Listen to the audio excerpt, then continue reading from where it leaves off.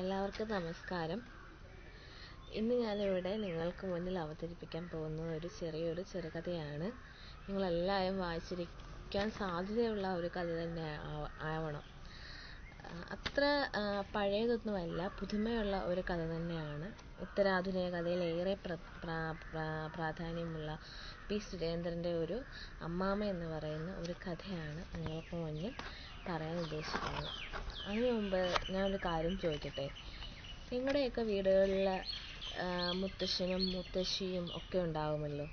എത്ര പേരുണ്ടാവും അവരുമായിട്ട് കാര്യങ്ങൾ സംസാരിക്കുകയും അവരുമായിട്ട് ഏതെങ്കിലും സ്ഥലങ്ങളിലൊക്കെ പോവുകയും അവരുമായി സമയം ചെലവഴിക്കുന്ന എത്ര ആൾക്കാരുണ്ടാവും ഇന്നത്തെ ഈ സമൂഹത്തിൽ? ആരും ഉണ്ടാവില്ല അല്ലേ? ആരും ഉണ്ടാവില്ല. ഈ പറയുന്ന ഞാനും ആ ഒരു രീതിയിലുള്ള ആ ഒരു ഗണത്തിൽപ്പെട്ട ഒരാൾ തന്നെയാണ്.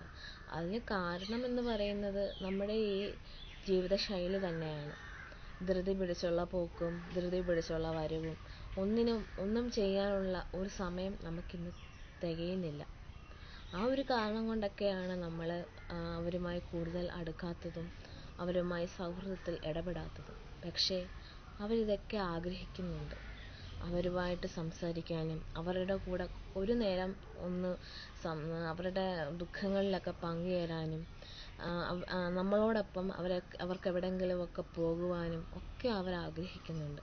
പക്ഷെ നമ്മളിതൊന്നും തിരക്കുകയോ അവരുടെ ആവശ്യങ്ങൾ അറിഞ്ഞ് നമ്മൾ പ്രവർത്തിക്കുകയോ ഒന്നും ചെയ്യുന്നില്ല. ഈ ഒരു കാലഘട്ടത്തിൽ നമ്മളെ അതൊക്കെ ഓർമ്മപ്പെടുത്തുകയാണ് പി. സുരേന്ദ്രൻ്റെ അമ്മാമ എന്ന് പറയുന്ന ഈ ഒരു ചെറുകഥയിലൂടെ. അത് ശരിക്കും അദ്ദേഹത്തിൻ്റെ ഒരു അനുഭവ കഥ കൂടിയാണ്. നമുക്കത് വായിക്കുമ്പോൾ അദ്ദേഹത്തിൻ്റെ ഒരു അനുഭവമായിട്ടാണ് നമുക്ക് തോന്നുന്നത്. അതുകൊണ്ട് തന്നെ ഒരു കഥയെന്നാൽ ഉപരി നമുക്കൊരു അനുഭവമായിട്ടാണ് നമുക്കത് വായിക്കുമ്പോൾ ഉൾത്തടങ്ങളിലൊക്കെ നമുക്ക് തട്ടുന്നത്. കഥകളിലേക്ക് കടക്കുന്നതിന് മുമ്പ് അദ്ദേഹത്തെക്കുറിച്ചുള്ള ചെറിയൊരു വിവരണം നിങ്ങൾക്ക് മുന്നിൽ പറഞ്ഞുകൊണ്ട് പതുക്കെ നമുക്ക് കഥയിലേക്ക് കടക്കാം. കഥ വായിക്കുകയൊന്നുമല്ല, നിങ്ങൾ തന്നെ വായിക്കുക. ഞാൻ ആ കഥയുടെ ചെറിയൊരു കഥാസംഗ്രഹം മാത്രമാണ് നിങ്ങൾക്ക് മുന്നിൽ അവതരിപ്പിക്കുന്നത്. നാടിൻ്റെ നേരറിഞ്ഞ് പഴമയെ ഓർത്തെടുത്ത് പുതിയ കൊള്ളരുതായ്മകളെക്കുറിച്ച് കണ്ടറിഞ്ഞ് കഥകൾ എഴുതുന്ന എഴുത്തുകാരനാണ് പി. സുരേന്ദ്രൻ. അദ്ദേഹത്തിൻ്റെ അമ്മാമ എന്ന് പറയുന്ന മനോഹരമായ കഥ നമുക്ക് സമ്മാനിച്ച എഴുത്തുകാരൻ. 1961 മലപ്പുറം ജില്ലയിലെ പാപ്പാനിത്തറയിലാണ് അദ്ദേഹത്തിൻ്റെ ജനനം.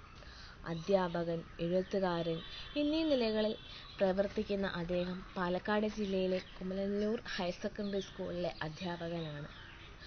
ഏതൊരു എഴുത്തുകാരനും കഥയിലേക്ക് കടന്നു വരുന്നതിന് ഒരു പശ്ചാത്തലം ഉണ്ടായിരിക്കും, അല്ലേ? അദ്ദേഹവും കടന്നു വന്നതിന് ചില പശ്ചാത്തലങ്ങളുണ്ട്. അത് 1981 മാതൃഭൂമി ആഴ്ചപ്പതിപ്പിൽ ഒരു കഥാമത്സരം സംഘടിപ്പിക്കുകയും അതിൽ അദ്ദേഹത്തിൻ്റെ കഥയ്ക്ക് 1ാം സ്ഥാനം ലഭിക്കുകയും ചെയ്തു. അങ്ങനെ ഒരു സാഹചര്യത്തിലാണ് അദ്ദേഹം നമ്മുടെ സാഹിത്യത്തിലേക്ക് കടന്നു വരുന്നത്. ഉത്തരാധുനിക എഴുത്തുകാരിൽ ഏറെ പ്രധാനിയാണ് അദ്ദേഹം. ഉത്തരാധുനികത എന്ന് പറയുന്നത് നമ്മുടെ ഈ വർത്തമാന കാലത്തെ പ്രശ്നങ്ങളെ ഉൾക്കൊള്ളിച്ചുകൊണ്ട് കഥകളും കവിതകളും ഒക്കെ എഴുതുന്ന എഴുത്തുകാരി അല്ലെങ്കിൽ എഴുത്തുകാരനെയാണ് നമ്മൾ ഉത്തരാധുനിക കവികൾ അല്ലെങ്കിൽ എഴുത്തുകാരൻ എന്നൊക്കെ വിശേഷിപ്പിക്കുന്നത്. അദ്ദേഹത്തിൻ്റെ പ്രധാനപ്പെട്ട കൃതികളെന്ന് പറയുന്നത് ബെർമൂഡ, ചൈനീസ് മാർക്കറ്റ്, ജൈവം, രസലീല, പിന്നെ അങ്ങനെ നിരവധി ഒരുപാട് കഥകൾ അദ്ദേഹം എഴുതിയിട്ടുണ്ട്. ഇനി അടുത്തത് അദ്ദേഹത്തിൻ്റെ ഏറ്റവും പ്രധാനപ്പെട്ട അവാർഡുകൾ. അദ്ദേഹത്തിന് ഏതൊക്കെ തരത്തിലുള്ള അവാർഡുകൾ കിട്ടിയിട്ടുണ്ടെന്ന് പറയാം. അദ്ദേഹത്തിന് ഓടക്കുഴൽ അവാർഡ് കിട്ടിയിട്ടുണ്ട്, കേരള സാഹിത്യ അക്കാദമി അവാർഡ് കിട്ടിയിട്ടുണ്ട്, SBI അവാർഡ് കിട്ടിയിട്ടുണ്ട്. അങ്ങനെ നിരവധി അവാർഡുകൾ കിട്ടിയിട്ടുള്ള ഒരു എഴുത്തുകാരൻ കൂടിയാണ് നമ്മുടെ പി. സുരേന്ദ്രൻ എന്ന് പറയുന്ന അദ്ദേഹത്തിൻ്റെ ഇലഞ്ഞിപ്പൂ മണമുള്ള നാട്ടുവഴികൾ എന്ന് പറയുന്ന കഥയിലെ ഒരു ചെറിയൊരു കഥയാണ് അമ്മാമ എന്ന് പറയുന്ന ഈ ഒരു കഥ. വായിക്കുമ്പോൾ തന്നെ നമുക്ക് അതൊരു അനുഭവക്കുറിപ്പായിട്ടാണ് തോന്നുന്നത്. ഒരു കഥയായിട്ടൊന്നും നമുക്ക് തോന്നത്തില്ല. ഒരു ചെറിയൊരു അനുഭവക്കുറിപ്പായിട്ടാണ് നമുക്ക് തോന്നുന്നത്. ഇനി നമുക്ക് ആ കഥയിലേക്ക് പോകാം. ഇപ്പം എല്ലാവർക്കും ഒരു ആകാംക്ഷയായി കാണും കഥയിൽ എന്താണ് പറയുന്നുള്ളത് അല്ലേ.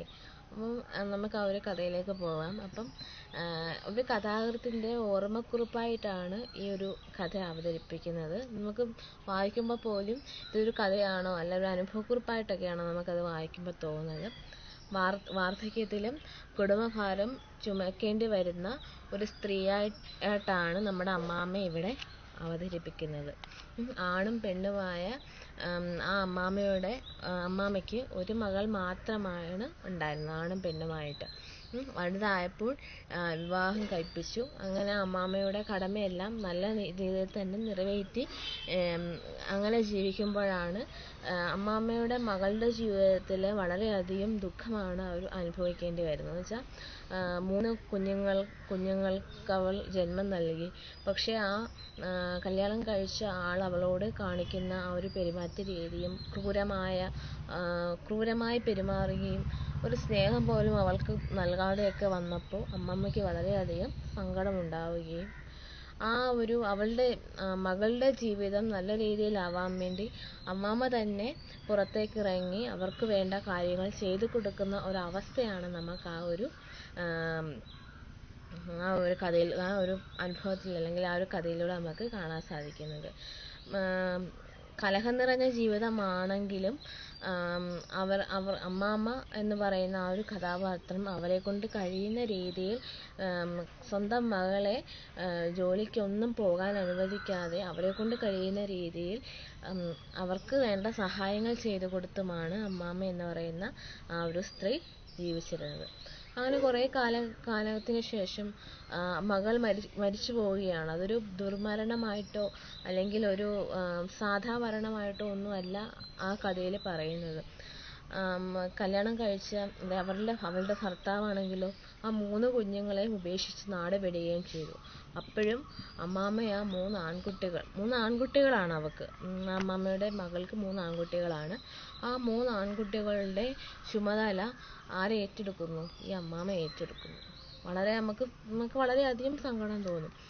അമ്മാമ്മയ്ക്ക് വയ്യ, എന്നാലും ആ കുട്ടികൾ നല്ല രീതിയിൽ ജീവിക്കണം, അല്ലെങ്കിൽ അച്ഛൻ അമ്മ ഇവരില്ലാത്തവരാണ് നമ്മൾ എന്നുള്ള ആ ഒരു ദുഃഖം അവരെ അറിയിക്കാതെ അമ്മാമ്മ അവർക്ക് വേണ്ട രീതിയിലുള്ള സന്തോഷങ്ങളൊക്കെ നൽകി അവരെ ഓമനിച്ചും ലാളിച്ചുമൊക്കെ വളർത്തി. അങ്ങനെ പ്രൈമറി വിദ്യാഭ്യാസം കുഞ്ഞുങ്ങളുടെ പ്രൈമറി വിദ്യാഭ്യാസത്തിനു ശേഷം കുഞ്ഞുങ്ങളെ പല ഹോസ്റ്റലോട് ചേർന്നിട്ടുള്ള സ്കൂളിൽ ചേർക്കുകയാണ്. അമ്മാമ്മയ്ക്ക് അങ്ങനെ ചേർക്കാൻ ആഗ്രഹമൊന്നും ഉണ്ടായിട്ടല്ല, പക്ഷെ നിവൃത്തികേട് കൊണ്ട് അങ്ങനെ ചെയ്തു പോകുന്നതാണ്.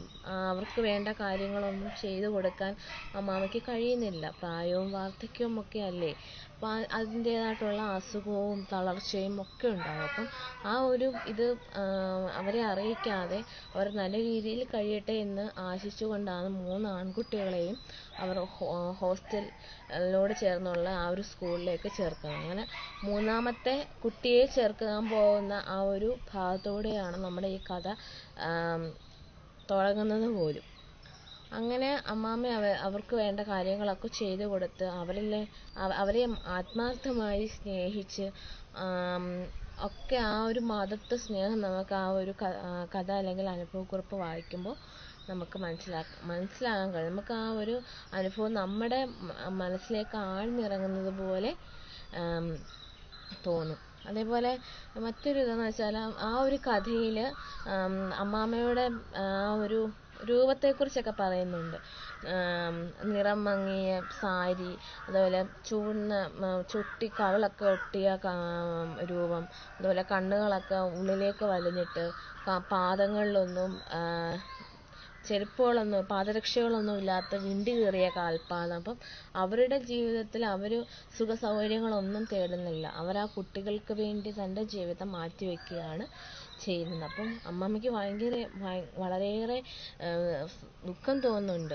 എന്നുവെച്ചാൽ ഈ ഉത്തരാധുനികത അല്ലെങ്കിൽ ഈ ഒരു സമൂഹത്തിൽ പുതുതലമുറയിൽ അവൾ അല്ലെങ്കിൽ അവർ വളർന്നു വരികയാണ്. എന്തായിത്തീരും എന്ന് വെച്ചാൽ പുതിയ ആ ഒരു പുതുമയോട് കൂടിയിട്ടുള്ള ആളുകളുടെ ഇടയിൽ വളരുമ്പോൾ ഈ ഒരു പഴമയായിട്ടുള്ള ഈ ഒരു അമ്മാമ്മയെ അവർ മറന്നു പോകുമോ എന്നുള്ള ആ ഒരു ചിന്ത അവരുടെ മനസ്സിൽ, ഈ അമ്മാമ്മയുടെ മനസ്സിൽ എപ്പോഴും ഇങ്ങനെ അവരെ അലട്ടിക്കൊണ്ടിരിക്കുകയാണ്. വെച്ചാൽ ഇന്നത്തെ സമൂഹം ആ ഒരു രീതിയിലാണ് മുന്നോട്ട് പോകുന്നത്.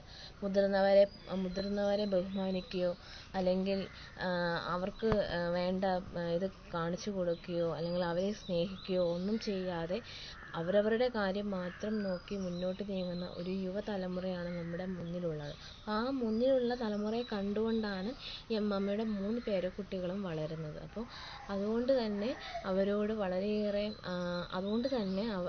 വളരെയേറെ ഒരു സ്നേഹം കാണിക്കുന്നുണ്ടെങ്കിലും ഉള്ളാലെ അമ്മാമ്മയ്ക്ക് വളരെയേറെ പേടിയുണ്ട്. തനിക്ക് തൻ്റെ കൊച്ചുമക്കൾ തന്നെ വിട്ടകലുമോ എന്നുള്ള ഒരു ഭയം. ഇത്രയാണ് ആ ഒരു കഥയുടെ ഇതിവൃത്തം എന്ന് പറയുന്നത്. ഇതിലും ഞാൻ പറയുന്നതിനേക്കാളും നിങ്ങൾക്ക് കൂടുതൽ അത് വായിക്കുമ്പോൾ നിങ്ങൾക്ക് നല്ലൊരു അനുഭവം ഉണ്ടാകും. നിങ്ങൾ തീർച്ചയായിട്ടും വായിക്കണം. ഇനി നല്ലൊരു കഥയോ അല്ലെങ്കിൽ കവിതയോ ഒക്കെ ആയിട്ട് നിങ്ങളുടെ മുന്നിൽ വരാം. ഇന്നത്തെ ഈ ഒരു ചെറുകഥ ഇവിടെ കഴിയുകയാണ്. എല്ലാവർക്കും നമസ്കാരം.